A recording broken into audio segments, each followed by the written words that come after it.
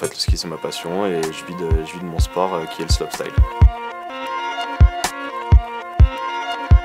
Pour devenir un skieur freestyle de haut niveau, il faut avoir les qualités d'un athlète de base, c'est-à-dire on doit être sérieux, on doit vivre pour son sport et on est des athlètes à la base, surtout que maintenant notre sport est olympique. L'important c'est voilà, toujours ce fait de créativité, vouloir créer quelque chose de nouveau pour impressionner les juges, pour avoir une note plus importante et puis pouvoir se faire plaisir, surtout à nous-mêmes, et être dans le sens du renouveau à chaque fois, aller toujours plus loin, toujours plus haut.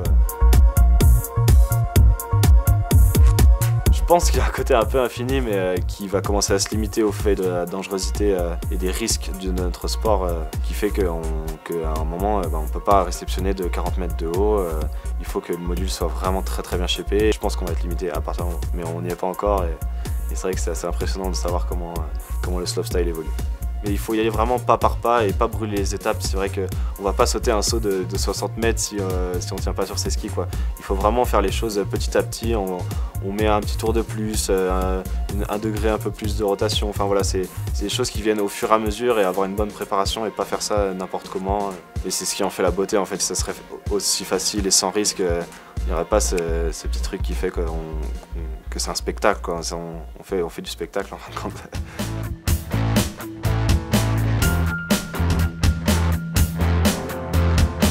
On sait qu'il y a énormément de risques dans notre sport, c'est un sport à choc, c'est un sport qui est très contraignant pour notre corps. Et c'est vrai qu'en fait on prend conscience des risques et plus ça va, plus on en prend conscience, plus on vieillit.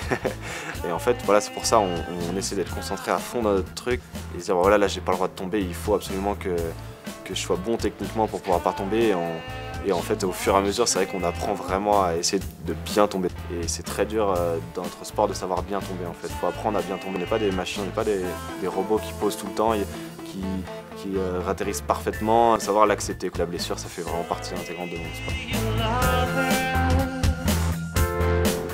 En fait, je me suis rompu les ligaments du croisé au SFR Freestyle Tour à Val Thorens et le vent était dans le dos, donc j'ai réceptionné très loin dans la réception, sur mes deux jambes certes, mais c'était un impact qui était hyper violent et mon genou n'a pas résisté en fait. Et donc là, c'est vrai qu'il y a eu une faille technique de ma part, dans le sens où j'ai pas pris les informations nécessaires pour savoir où j'allais me positionner dans la réception. Et c'est vrai que le phénomène de groupe fait qu'on sent un peu pousser des ailes et qu'il ne faut pas non plus être trop confiant et faire bien attention, rester très concentré et penser à la technique, à qu'est-ce qui va faire que ça va marcher. C'est quand on n'est pas concentré qu'on se blesse les 3/4 du temps.